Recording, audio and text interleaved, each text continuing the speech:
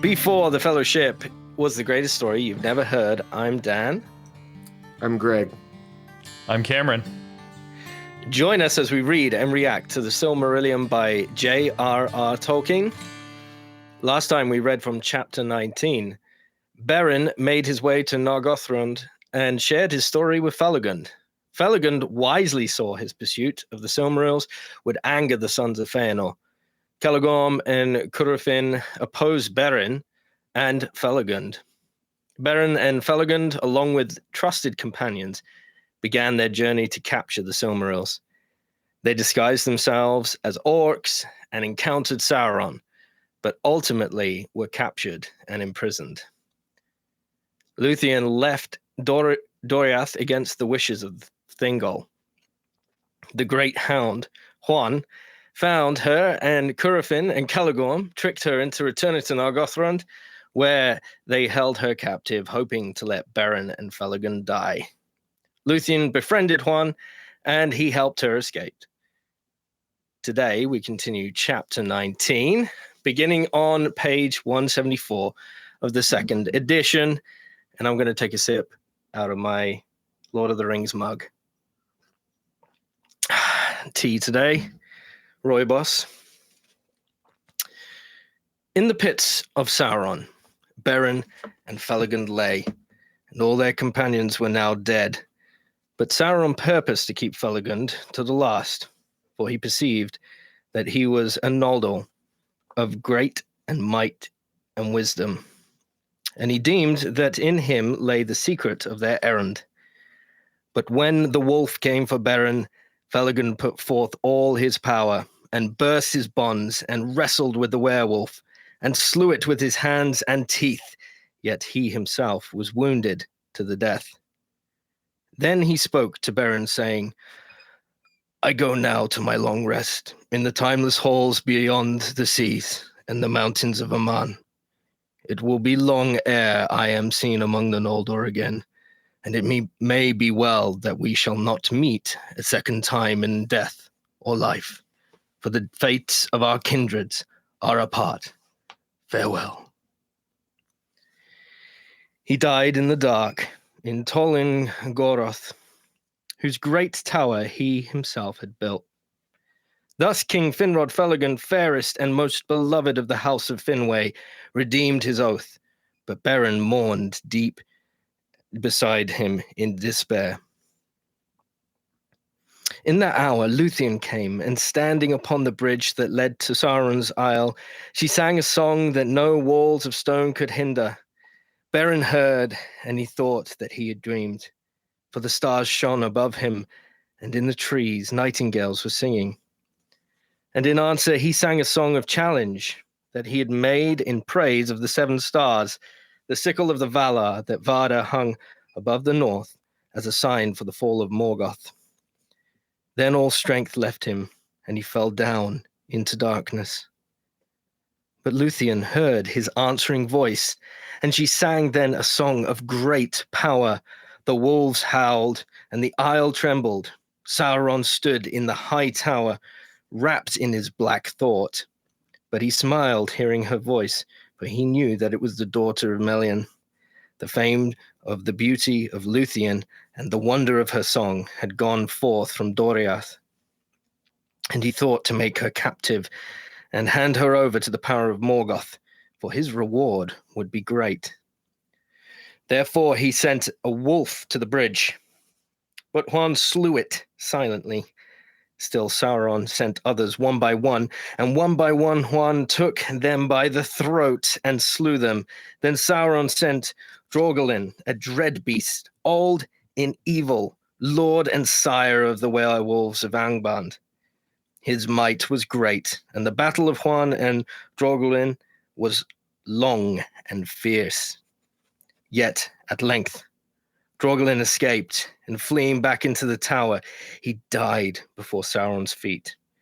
And as he died, he told his master, Huan is there. Now Sauron knew well, as did all in that land, the fate that was decreed of the Hound of Valinor, and it came into his thought that he himself would accomplish it. Therefore he took upon himself the form of a werewolf, and made himself the mightiest that had yet walked in the world, and he came forth to win the passage of the bridge. So great was the horror of his approach that Huan leaped aside. Then Sauron sprang upon Luthien, and she swooned before the menace of the fell spirit in his eyes and the foul vapor of his breath. But even as he came, falling, she cast a fold of her dark cloak before his eyes, and he stumbled, for a fleeting drowsiness came upon him. Then Huan sprang. There befell the battle of Huan and Wolf Sauron, and the howls and baying echoed in the hills, and the watchers on the walls of Eredwethrin across the valley heard it far and were dismayed. But no wizardry, nor spell, neither fang nor venom, nor devil's art, nor beast's strength could overthrow Huan of Valinor, and he took his foe by the throat and pinned him down. Then Sauron shifted shape from wolf to serpent, and from monster to his own accustomed form, but he could not elude the grip of Huan without forsaking his body utterly.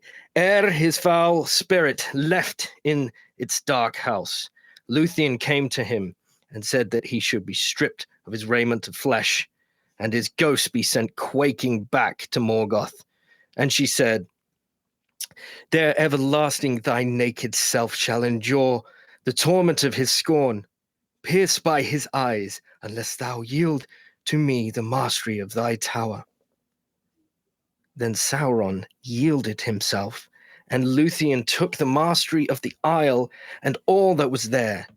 And Huan released him, and immediately he took the form of a vampire, great as a dark cloud across the moon, and he fled, dripping blood from his throat upon the trees, and came to Taur-nu-Fuin, and dwelt there, filling it with horror.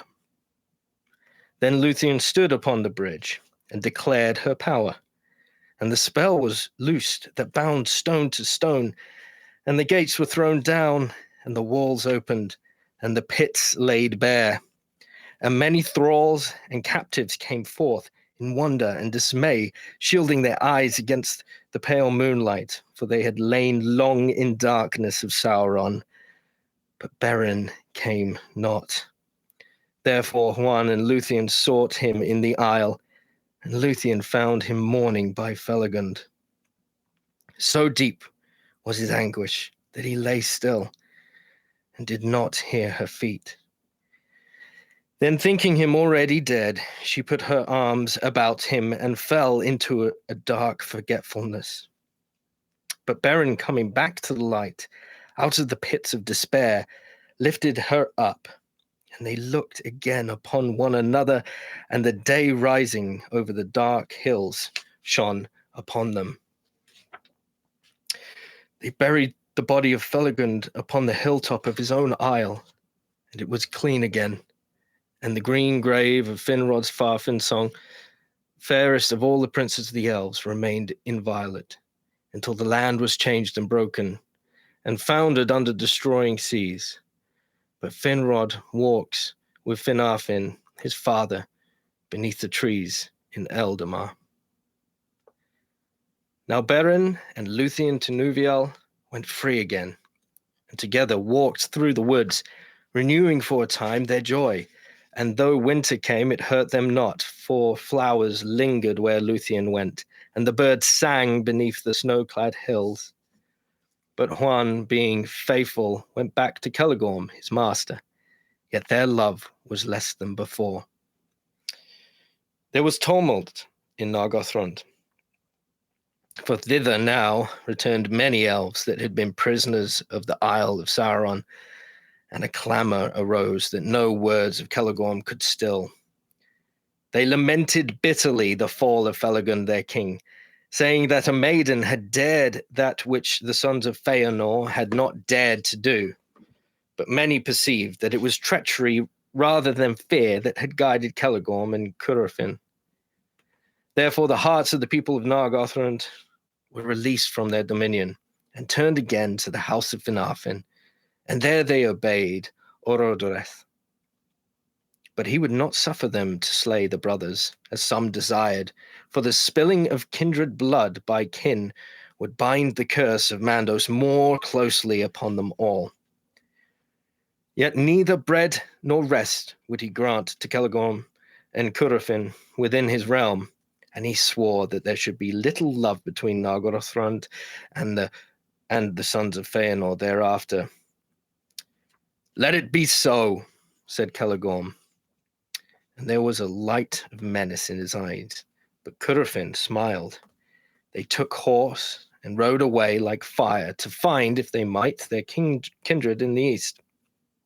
But none would go with them, not even those that were of their own people, for they all perceived that the curse lay heavily upon the brothers, and that evil followed them.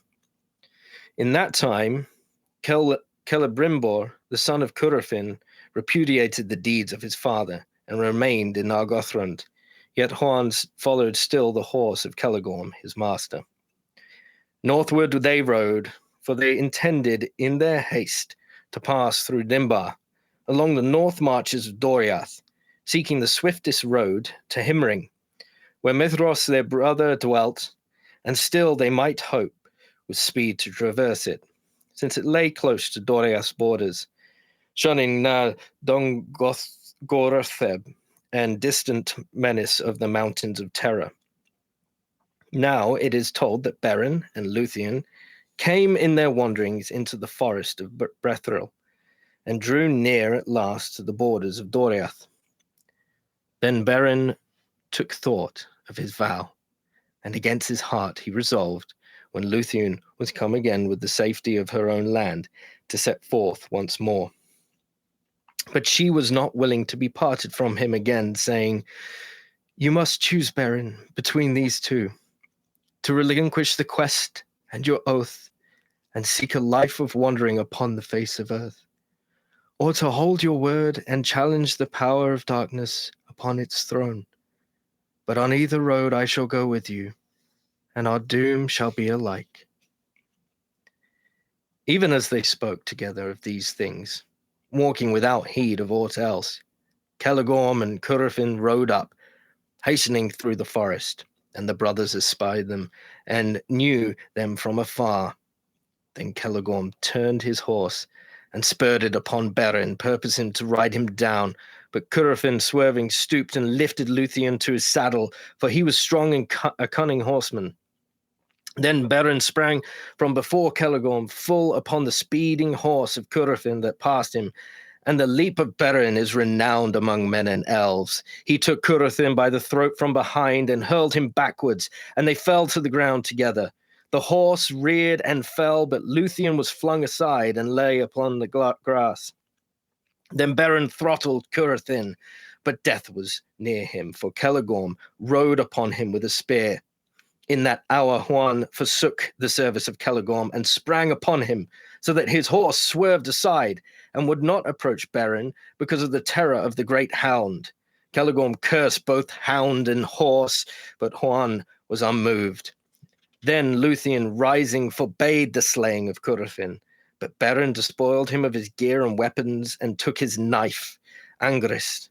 That knife was made by Telchar of Norgrond, and hung sheathless by his side. Iron it would cleave, if it were green wood.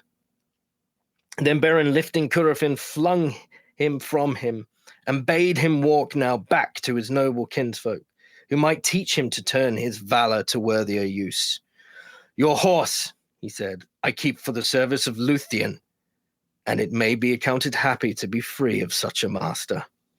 Then Curufin cursed Beren under the clouded sky. "Go hence," he said, "unto swift and bitter death." Celagorm took him beside him on his horse, and the brothers made then as if to ride away. And Beren turned away and took no heed of their words. But Curufin, being filled with shame and malice, took the bow of Celagorm and shot back as they went, and the arrow was aimed at Luthien. Huan, leaping, caught it in his mouth. But Curufin shot again, and Beren sprang before Luthien, and the dart smote him in the breast. It is told that Huan pursued the sons of Feanor, and they fled in fear. Returning, he brought Luthien, a herb, out of the forest. With that leaf, she staunched Beren's wounds. By her arts and by her love, she healed him. And thus, at last, they returned to Doriath. There, Beren, being torn between his oath and his love, and knowing Luthien to be now safe, arose one morning before the sun and committed her to the care of Huan. Then in great anguish he departed while she yet slept upon the grass. He rode northward again with all speed to the pass of Sirion, and coming to the skirts of Taur-nu-Fuin, he looked out across the waste of Anforglith and saw afar the peaks of Thangorodrim. There he dismissed the horse of Curufin and bade it now leave, now dread and in servitude, and run free upon the grass in the lands of Sirion. Then, being now alone and upon the threshold of the final peril, he made the song of parting in praise of Luthien and the lights of heaven, for he believed that he must now say farewell to both love and light. Of that song, these words were part. Farewell, sweet earth and northern sky, forever blessed, since here did lie, and here with lissom linds did run, beneath the moon, beneath the sun. Lúthien Tinúviel, more fair than mortal tongue can tell. Though all to ruin fell the world, and were dissolved and backward hurled, unmade into the old abyss, yet were its making good for this. The dusk, the dawn, the earth, the sea, that Luthien for a time should be. And he sang aloud, caring not what ear should overhear him, for he was desperate and looked for no escape. But Luthien heard his song, and she sang in answer, and she came through the woods unlooked for Huan, consenting once more to be her steed, had borne her swiftly hard upon Beren's trail. Long he had pondered in his heart what counsel he would devise for the lightening of the peril of these two whom he loved. He turned aside, therefore, at Sauron's isle, as they ran northward again, and he took thence the ghastly Wolfheim of Droglin and the Batfell of Thurigwethril. She was the messenger of Sauron, and was wont to fly in vampire's form to Angband, and her great-fingered wings were barbed at each joint's end with an iron claw. Clad in these dreadful garments, Huan and Luthien ran through Taur-nu-Fuin, and all things fled before them. Beren, seeing their approach, was dismayed, for he wondered, for he had heard the voice of Tinúviel, and he thought it now a phantom for his ensnaring. But they halted and cast aside their disguise, and Luthien ran towards him. Thus Beren and Luthien met again between the desert and the wood. For a while he was silent, and was glad, but after a space he strove once more to dissuade Luthien from her journey. Thrice now I curse my oath to Thingol, he said, and I would that he had slain me in Menegroth, rather than I should bring you under the shadow of Morgoth. Then for the second time, Huan spoke with words, and he counseled Beren, saying, and from the shadow of death you can no longer save Luthien, for by her love she is now subject to it. You can turn from your fate and lead her into exile, seeking peace in vain while your life lasts. But if you will not deny your doom, then either Luthien, being forsaken, must surely die alone, or she must be with you and challenge the fate that lies before you, hopeless yet not certain. Further counsel I give you not, nor may I go further on your road, but my heart forebodes that you find at the gate. I myself shall see. All else is dark to me, yet it may be that our three paths lead back to Doriath, and we may meet before the end. Then Beren perceived that Luthien could not be divided from the doom that laid upon them both, and he sought no longer to dissuade her.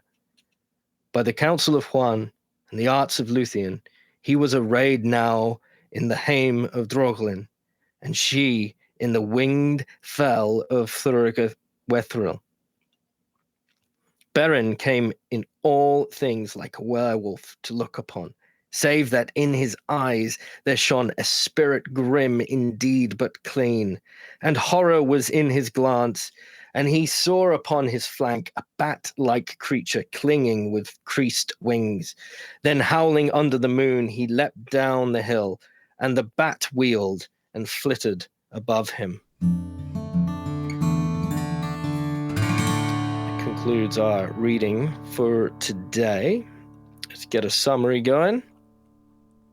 One by one, Sauron executes the captives. When he sends a wolf to kill Beren, Felagund kills it with his bare hands, but is mortally wounded. Luthien and Huan come to Beren's aid. Sauron takes the form of a werewolf and battles Huan. Huan and Luthien gain the upper hand and spare Sauron on the condition that he leave Tol Sirion. He flees Taur-nu-Fuin, and the people of Nargothrond mourn Finrod Felagund and follow Orodur. They see clearly that Curufin and Celagorm were blameworthy in the loss of their king and banish them from Nargothrond. Later, Curufin and Celagorm ambush Beren, attempting to kidnap Luthien. Huan forsakes his former master and helps Beren and Luthien escape. Beren decides to, again, take up his quest to take back the Silmarils alone. Luthien and Huan clad themselves in the carcasses of fell beasts and join Beren. Beren tries to dissuade Luthien from joining him, but Huan speaks again, counseling Beren that he cannot preserve Luthien from the shadow of Morgoth as long as his fate is tied to the Silmarils. Beren and Luthien, disguised as werewolf and vampire, begin their journey to Angband. That's it. There we go. Can you get an Emmy for that reading? That was so good. Thank you, Greg. You're muted. You're really muted. And I like how your name is Anne Greglith. That's a good one. Yeah. You know that one, right? On Foglith, yeah. Yeah, on Foglith. That perfectly named, disgusting. It's got a great yuckiness to it when you say Yeah, it. it does. Okay. I was gonna tease you about your reading because you Aw. do that thing sometimes where you just swap words. Yeah. But also you read it so truly it was very nice you singing the song. It really was Yeah, very it nice. was. And then I also realized your English is your English is so good considering it's your second language. Yeah, What is the native language of England again? Yeah. Yeah, it's British. you've taken American really good. Yeah. Good Thanks, job. guys. I'm glad you noticed. And the voice of the hounds the wolves is so the good. werewolf, yeah. So good. If you look back at the recording, I definitely Andy was Serkis got to watch his back. No way. Okay, can we make a tier list of all the deaths, like how epic and heroic all the deaths are? I do feel like Felagund kind of got that wasn't the best one. It wasn't even the top werewolf that killed him. It was like the second werewolf. Wait, but didn't he they weren't lots sent to him, and he just like slayed them? He did slay multiple. Yeah, that's right. Yeah, he killed one. He slew it with his hands and teeth. That's pretty cool. And he himself was wounded to the death. The first one that came, it says, he put forth all his power and burst his bonds and wrestled with the werewolf and slew it with his hands and teeth. Oh, is that the only one? I thought he did kill more than one werewolf. Maybe I'm mistaken. I think there was one, and then multiple was sent after, right? No. Well, he kills that one, and then Draugluin, the sire of werewolves, comes. And okay, this was Sauron sent others one by one, and one by one Huan. Oh, Huan was the one who was taken. Juan. Huan. Okay, this was this is a great battle between Huan and Wolf Sauron. Yes, that was incredible. That whole description. Yes. I love so this. Good. He's like, okay, no wizardry, no spell, neither fang nor venom, nor devil's art, nor beast strength could overthrow Huan of Valinor. And eventually he comes to the point where he has him by the neck, and Sauron's just like shape shifting into all these different things, trying to escape. And he cannot escape his grip. And it's like almost to the point where even his soul can't escape. He's like trying to just leave behind his body and flee. Yeah. What I love about Tolkien's writing, and I think he does this a lot, is he has, an even more come along, which is, so you have Huan who's killing all these werewolves, and we get a sense for how epic Huan is, right? Yeah, that's right. But then when Sauron comes, even Huan is like, freaking out seeing Sauron come at the first, and it's only because Lúthien falls back and like casts this quick spell on him does Sauron like lose his footing and have the spell on him so Huan can regain his composure. But it just gives you a sense of like, we already know how epic Huan is because of his actions, and then it puts Sauron above him, but it's only through these actions of Lúthien and Huan that they're barely able to get the footing against Sauron. Right. So it's just such good writing. Yeah, it's awesome. Yeah, and even this moment when Sauron is defeated, he's trying to flee. It says like he's trying to flee, forsaking his body, because he's a what's the lieutenants of like the vassals of the Valar called the Maya. He's a Maya, right?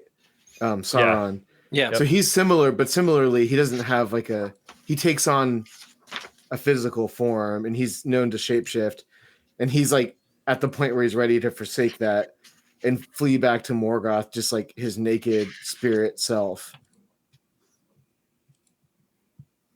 And then it seems that that's kind of the deal that Lúthien strikes with him. Like, okay, if you let go of your fortress here, we'll release you with your body.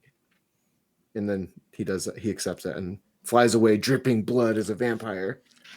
What a scene! Like, this is such a it's just like a horror movie. Yeah, like you can picture these very visceral, dreadful images that it plays more as a horror movie than like it's like a horror, love story.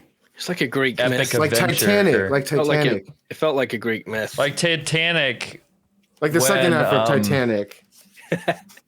Yeah. When Captain Kirk with his lightsaber, what is he? I forget what he does, but something with the Sorcerer's Stone, I think. Yeah. Oh, that bit is never gonna get old. Yeah, I mean, it was awesome. There's a lot of action. It was very cinematic. Man, I'd love to see this in cinema. So I have like a second grade understanding of what is going on with the prisoners returning to Nargothrond. Yeah, with So okay, I'm Can gonna you try give me here. a fifth grade understanding? I'm gonna try. So Finrod Felagund is the king of Nargothrond, and he's dead now. So Curufin and Celegorm try to kind of like go over there. Uh-oh, my watch is talking. Curufin and Celegorm are over there like, hey, we're like the High Noldor now. Mm-hmm. And the people of Nargothrond realize that maybe Celegorm and Curufin had something to do with their king dying. And so they refuse to follow them. And they actually banish Celegorm and Curufin from Nargothrond. Yeah, they're not worthy of having people follow them. They haven't earned the right. Orodreth is the younger brother of Felagund, and he becomes the one that they follow. Interesting. Wait, why is that interesting? Yeah, I don't know. It's kind of interesting. Well, I mean, why is that important? Because here's why it's interesting. Because this is the doom of Mandos playing out, where Celegorm and Curufin, because of the oath they swore, are just doing terrible things, trying to win back the Silmarils, including, I mean, this is pretty much like on a similar level to the original Kinslaying. They pretty much set up Felagund to die. And he's like their cousins of his. So there's this darkness that dwells with the Sons of Fëanor as they just pursue the Silmarils with everything, with no regard for... How did they set up... sorry for being slow, but how did they set him up to die? Well, they knew he was...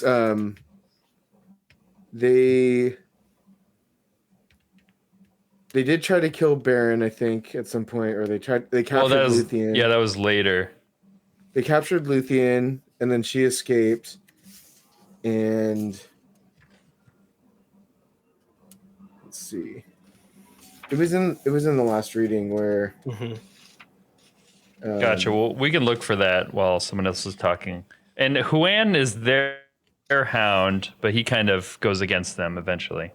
Yeah. Because they attack Beren. Yeah, so when he returns to Celegorm after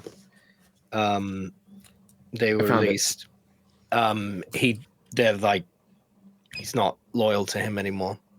Just like kind of a mercenary wolf at this point, and then realizes he can't. He somehow has a